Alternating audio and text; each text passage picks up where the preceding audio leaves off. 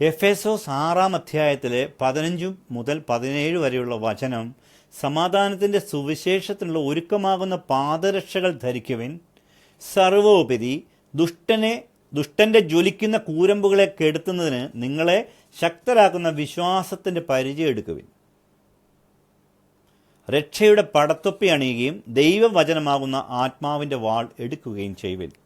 ദൈവം നമ്മളോട് പറയുകയാണ്, സമാധാനത്തിൻ്റെ സുവിശേഷം. നമുക്ക് സമാധാനമാണ് എല്ലാത്തിനും വേണ്ടത്. ആ സമാധാനത്തിൻ്റെ സുവിശേഷം പറഞ്ഞ് ആ ഒരുക്കമാകുന്ന പാദരക്ഷകൾ അണിയണം. നമ്മുടെ പാദങ്ങളിൽ അണിയേണ്ട രക്ഷയാണ് സമാധാനം.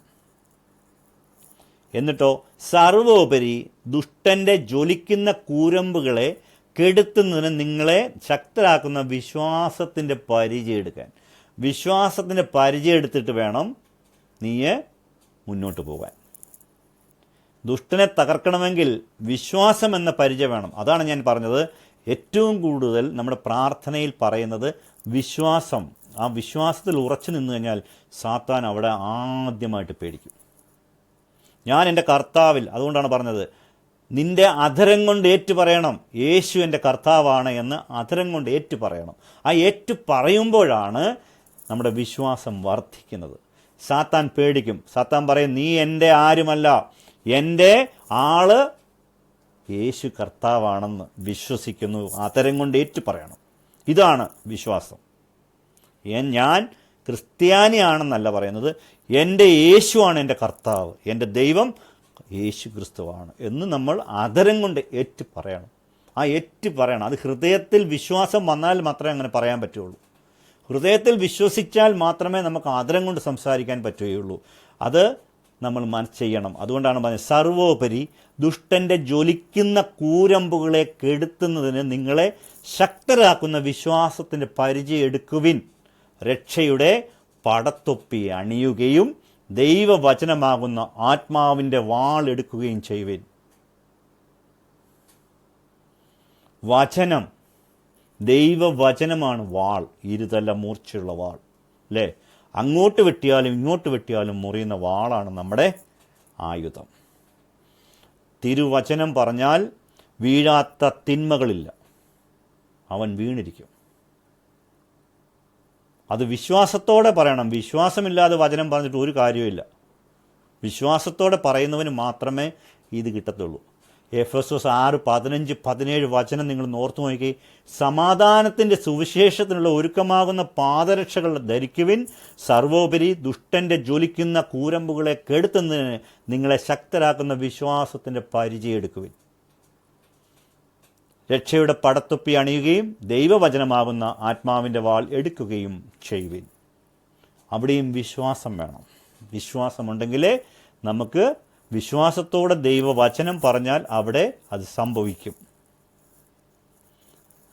മത്തായി 17 20-21 വചനം. യേശു പറഞ്ഞു, നിങ്ങളുടെ അല്പവിശ്വാസം കൊണ്ട് തന്നെ സത്യമായി ഞാൻ നിങ്ങളോട് പറയുന്നു, നിങ്ങൾക്ക് കടുകുമണിയോളം വിശ്വാസമുണ്ടെങ്കിൽ ഈ മലയോട് ഇവിടെ നിന്ന് മാറി മറ്റൊരു സ്ഥലത്തേക്ക് പോവുക. മനസ്സിലായോ? നിങ്ങൾക്ക് വിശ്വാസമുണ്ടെങ്കിൽ, എങ്ങനെയുള്ള വിശ്വാസം?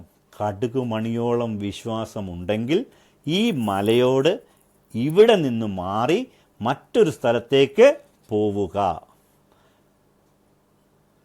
പോകുമോ? കടുകുമണിയോളം വിശ്വാസമുണ്ടെങ്കിൽ ഈ മലയോട് മാറാൻ പറഞ്ഞാൽ മാറുമോ? നിങ്ങൾ പറ, മാറുമോ? നിങ്ങളുടെ അല്പവിശ്വാസം കൊണ്ട് തന്നെ സത്യമായി ഞാൻ നിങ്ങളോട് പറയുന്നു. നിങ്ങളുടെ അല്പവിശ്വാസം കൊണ്ടാണ് ഞാനിത് പറയുന്നത്. അത് സത്യമാണ്. ഞാൻ നിങ്ങളോട് പറയുന്നു, ഈ സത്യമായി ഞാൻ നിങ്ങളോട് പറയുന്നു എന്ന് ദൈവം പറയുമ്പോൾ ഒന്ന് ആലോചിച്ച് നോക്കി. ദൈവത്തിൻ്റെ ഒരു അവസ്ഥ. സ്വന്തം മക്കളോട് പറയുകയാണ്, മോനെ ഞാൻ ഈ പറയുന്നത് സത്യമാടാ, നീ എന്നെ ഒന്ന് വിശ്വസിക്ക്. ആണയിടുകയാണ് ദൈവം. സത്യമായി ഞാൻ പറയാം മോനെ, ഞാൻ പറയുന്നത് സത്യമാണ്. ഒരു കടുക് മണിയോളം വിശ്വാസമുണ്ടെങ്കിൽ ഈ മലയോട് ഇവിടെ നിന്ന് മാറി മറ്റൊരു സ്ഥലത്തേക്ക് പോവുക എന്ന് പറഞ്ഞാൽ അത് മാറിപ്പോകും.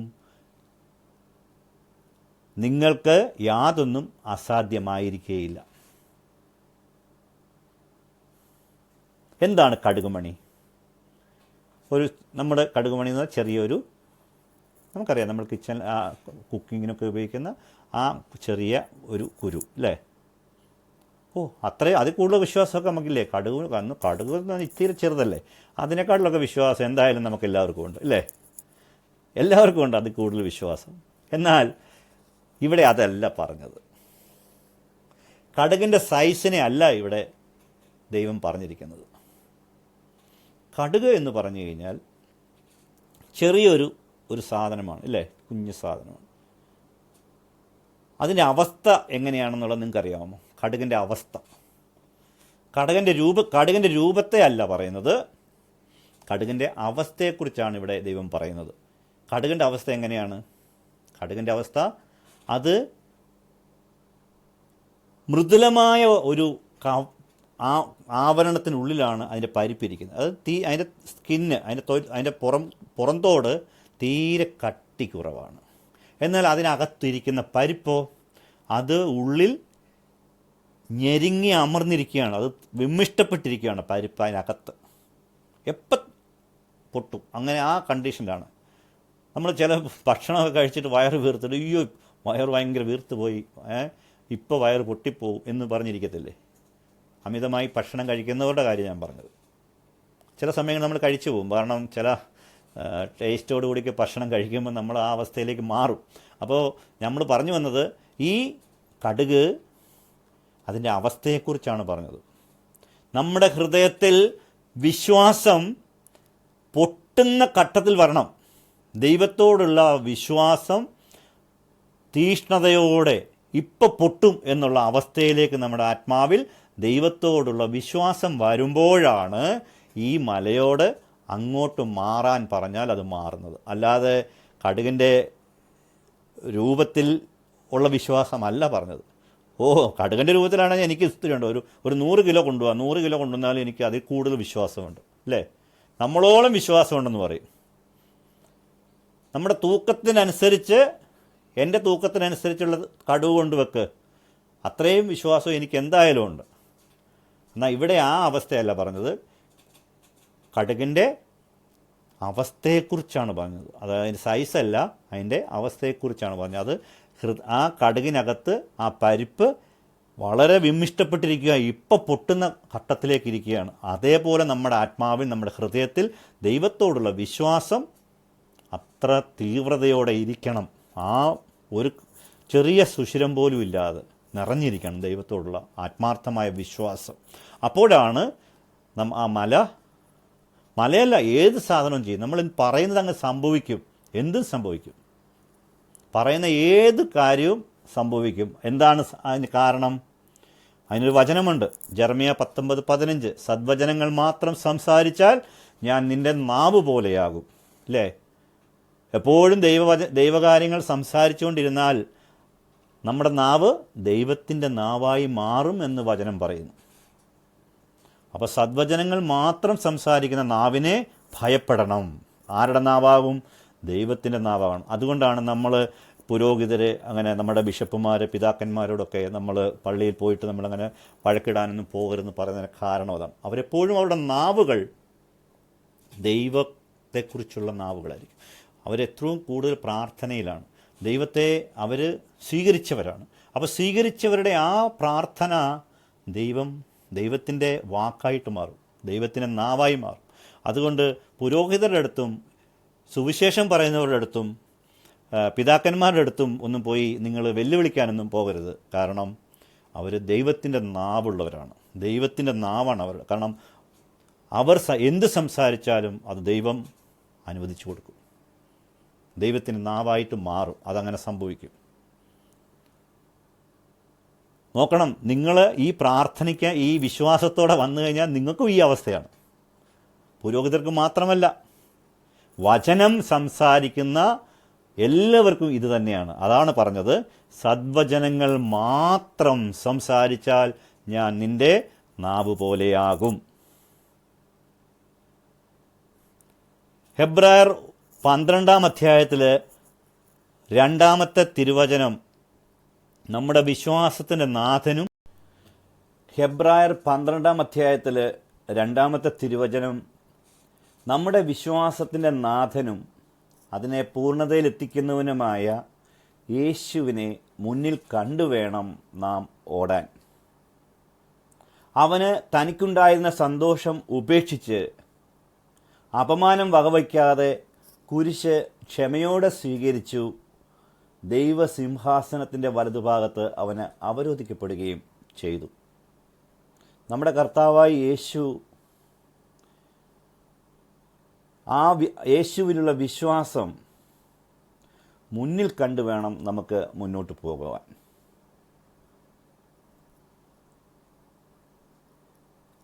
യേശുക്രിസ്തു എന്താണ് ചെയ്തത്? അവന് തനിക്കുണ്ടായിരുന്ന സന്തോഷം മുഴുവനും ഉപേക്ഷിച്ചു. അപമാനങ്ങളൊക്കെ സ്വയം ഏറ്റു. അതിനൊന്നും ഒരു പരാതിയും ഉണ്ടായിരുന്നില്ല. ഏറ്റവും കഠിനമായ ശിക്ഷയായ കുരിശ് ക്ഷമയോടെ സ്വീകരിച്ചു.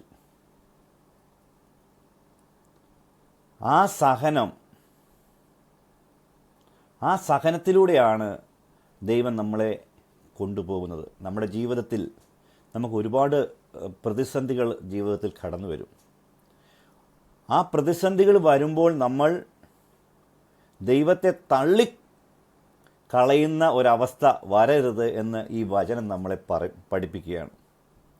നമ്മുടെ വിശ്വാസത്തിൻ്റെ നാഥനും അതിനെ പൂർണ്ണതയിലെത്തിക്കുവാനുമായി യേശുക്രിസ്തു ഭൂമിയിൽ ജനിച്ചുവെങ്കിൽ, യേശുക്രിസ്തു നമുക്ക് വഴികാട്ടിയായി നമ്മുടെ മുൻപേ വന്നുവെങ്കിൽ, നമ്മളും ആ മാർഗം സ്വീകരിക്കണം. എങ്കിൽ മാത്രമേ നമുക്ക് സ്വർഗത്തിലിരിക്കുന്ന കർത്താവിൻ്റെ അടുത്തേക്ക് നമുക്ക് എത്തപ്പെടാൻ പറ്റുകയുള്ളൂ. നിത്യജീവനിലേക്ക് എത്തുവാൻ നമുക്ക് സാധിക്കുകയുള്ളൂ. അതാണ് ദൈവസിംഹാസനത്തിൻ്റെ വലതുഭാഗത്ത് അവന് അവരോധിക്കപ്പെടുകയും ചെയ്തു. ഈ പ്രവൃത്തി നമ്മളിലും ഉണ്ടാകണം എന്ന് കർത്താവ് ആഗ്രഹിക്കുകയാണ്. റോമ 5:1 വിശ്വാസത്തിൽ നീതീകരിക്കപ്പെട്ട് നമുക്ക് നമ്മുടെ കർത്താവായ യേശുക്രിസ്തു വഴി ദൈവവുമായി സമാധാനത്തിലായിരിക്കാം. വിശ്വാസത്തിൽ നീതീകരിക്കപ്പെട്ട നമ്മുടെ കർത്താവായ യേശുക്രിസ്തു വഴി ദൈവവുമായി നമുക്കൊരു സമാധാനത്തിലായിരിക്കാം.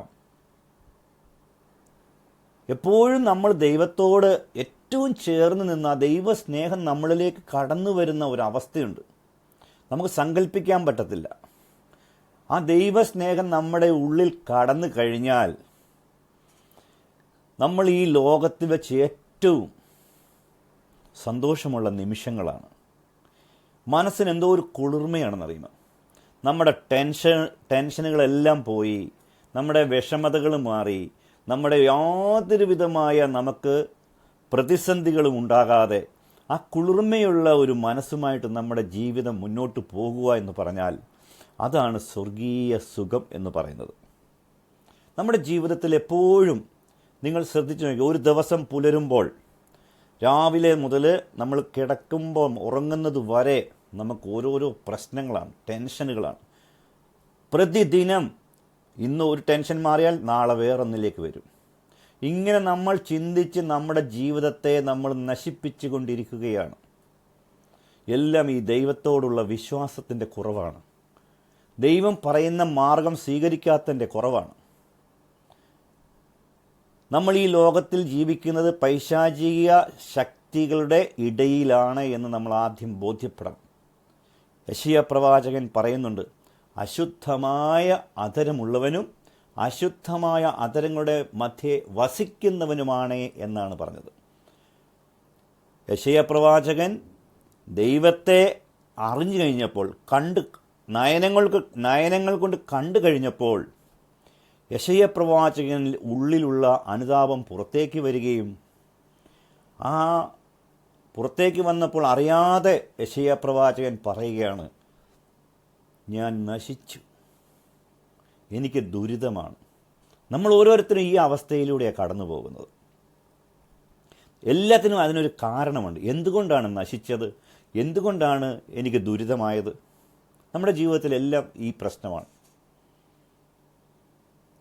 അത് അശുദ്ധമായ അധരമുള്ളവനും അശുദ്ധമായ അധരങ്ങളുടെ മധ്യേ ആണ് വസിക്കുന്നത്.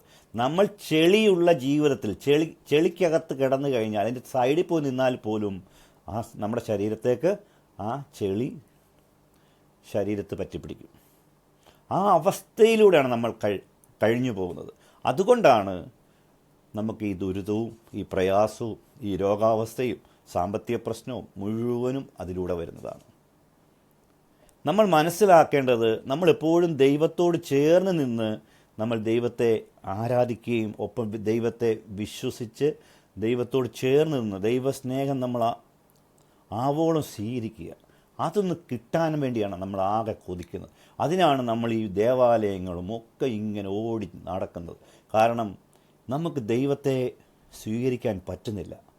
നമ്മുടെ ഉള്ളിലേക്ക്, ആത്മാവിലേക്ക്, നമ്മുടെ ഭൗതികതയിലേക്ക് ദൈവം നമുക്ക് കാണാം. പക്ഷെ ആത്മാവിലേക്ക് കടക്കണമെങ്കിൽ ഈ വിശ്വാസം ഉറയ്ക്കണം. പാറ പോലെ നമ്മുടെ വിശ്വാസത്തെ ഉറപ്പിച്ചെടുക്കണം. എങ്കിൽ മാത്രമേ യേശുക്രിസ്തു ദൈവസിംഹാസനത്തിൻ്റെ വലതുഭാഗത്ത് അവരോധിക്കപ്പെട്ടതുപോലെ നമുക്കും സ്വർഗത്തിൽ ഒരു ഇരിപ്പിടം നമുക്കുമുണ്ടാവും. റോമ 5-ാം അധ്യായത്തിലെ 1-ാം തിരുവചനം, വിശ്വാസത്താൽ നീതീകരിക്കപ്പെട്ട നമുക്ക് നമ്മുടെ കർത്താവായ യേശു ക്രിസ്തു വഴി ദൈവവുമായി സമാധാനത്തിലായിരിക്കാം. നമുക്ക് വിശ്വാസത്തിൽ നീതീകരിക്കപ്പെട്ട് നമുക്ക് നമ്മുടെ കർത്താവായ യേശു ക്രിസ്തു വഴി ദൈവവുമായി സമാധാനത്തിലായിരിക്കാം. നമുക്കൊരു സമാധാന ജീവിതമാണ് വേണ്ടത്. നമുക്ക് സമാധാനത്തിൻ്റെ അവസ്ഥയാണ് വേണ്ടത്. നമുക്കെപ്പോഴും സന്തോഷകരമായ ഒരു ജീവിതമാണ് നമുക്ക് വേണ്ടത്. അപ്പോൾ അതിലേക്ക് നമ്മൾ എത്തപ്പെടുവാൻ ഈ വിശ്വാസം നമുക്ക് വളരെ അത്യാവശ്യമായ കാര്യമാണ്. മർക്കോസ് 11:20 മുതൽ 26 വരെയുള്ള തിരുവചനങ്ങൾ പറയുന്നുണ്ട്. അവർ രാവിലെ അത്തിമരത്തിൻ്റെ സമീപത്തു കൂടെ കടന്നു പോകുമ്പോൾ അത് സമൂലം ഉണങ്ങിപ്പോയിരിക്കുന്നത് കണ്ടു. അപ്പോൾ പത്രോസ് അവനെ അനുസ്മരിപ്പിച്ചു, ഗുരു, നമുക്ക് നീ ശപിച്ച അത്തിമരം ഉണങ്ങിപ്പോയിരിക്കുന്നു. അപ്പോൾ യേശു പ്രതിവചിച്ചു, ദൈവത്തിൽ വിശ്വസിക്കുക. ദൈവത്തിൽ വിശ്വസിക്കുക. സത്യമായി ഞാൻ നിങ്ങളോട് പറയുന്നു, ആരെങ്കിലും ഈ മലയോട് ഇവിടെ നിന്ന് മാറി കടലിൽ ചെന്ന് വീഴുക എന്ന് പറയുകയും ഹൃദയത്തിൽ ശങ്കിക്കാതെ താൻ പറയുന്നത് സംഭവിക്കുമെന്നും വിശ്വസിക്കുകയും ചെയ്താലേ അവനത് സാധിച്ചു കിട്ടും. വിശ്വാസത്തോടെ നമ്മൾ പറയണം. ഹൃദയത്തിൽ ശങ്കയില്ലാതെ നമുക്ക് അത് പറയാൻ നമുക്കൊരു ധൈര്യം വരണം. അപ്പോൾ അത് വിശ്വസിക്കും, അത് നടക്കും, അങ്ങനെ തന്നെ നമുക്ക് സംഭവിച്ച് കിട്ടും. നമ്മൾ വിശ്വസിക്കുന്നില്ലെന്നുള്ളതാണ് ഏറ്റവും വലിയ നമ്മുടെ പ്രശ്നം. നമ്മുടെ വിശ്വാസം എപ്പോഴും അടിയുറച്ചതല്ല. നമ്മുടെ ജീവിതത്തിൽ ഓരോരുത്തരുടെയും പ്രതിസന്ധികൾ നമുക്ക് അടുത്തറിയുമ്പോൾ നമ്മൾ പറയും, അയ്യോ വല്ലാത്ത കഷ്ടത്തിലാണ് ആ കുടുംബം, ആ മനുഷ്യൻ വല്ലാത്ത കഷ്ടത്തിലാണ്. ആ കഷ്ടത്തിൻ്റെ കാരണം എന്താണെന്ന് നമ്മൾ ആരും തിരക്കുന്നില്ലെന്നുള്ളതാണ്. എല്ലാവരും ആ വ്യക്തിയോട് സഹതാപത്തോടെയാണ് കാണുന്നത്, സ്നേഹത്തോടെയല്ല, സഹതാപത്തോടെ. എന്നാൽ നമ്മുടെ ദൈവം അങ്ങനെയല്ല. ദൈവം നമ്മളെ സ്നേഹിക്കുകയാണ്. ആ സ്നേഹമാണ് നമുക്ക് തരുന്നത്. നീ എന്നെ ഒന്ന് വിശ്വസിച്ചാൽ ഞാൻ നിനക്കാവശ്യമുള്ള എല്ലാ വരദാനങ്ങളും ഞാൻ നിനക്ക് നൽകും. അതാണ് നമ്മളിലേക്ക് നമുക്ക് വേണ്ടതും നമ്മുടെ ജീവിതത്തിലേക്ക് നമ്മൾ കൊണ്ടുവരേണ്ടതും. നമ്മുടെ അവസ്ഥ അതാണ്. ആ അവസ്ഥയിൽ നിന്ന് നമുക്ക് മുന്നോട്ട് പോകുവാനായിട്ട് നമുക്ക് സാധിക്കണം. നിങ്ങൾ പ്രാർത്ഥിക്കുമ്പോൾ നിങ്ങൾക്ക് ആരോടെങ്കിലും എന്തെങ്കിലും വിരോധമുണ്ടെങ്കിൽ അത് ക്ഷമിക്കുവിൻ. അപ്പോൾ സ്വർഗത്തിലുള്ള നിങ്ങളുടെ പിതാവ് നിങ്ങളുടെ തെറ്റുകൾ ക്ഷമിക്കും. അപ്പോൾ സ്വർഗത്തിലുള്ള നിങ്ങളുടെ പിതാവ് നിങ്ങളുടെ തെറ്റുകൾ ക്ഷമിക്കും. നമ്മൾ അങ്ങനെ ചെയ്യുന്നുണ്ടോ?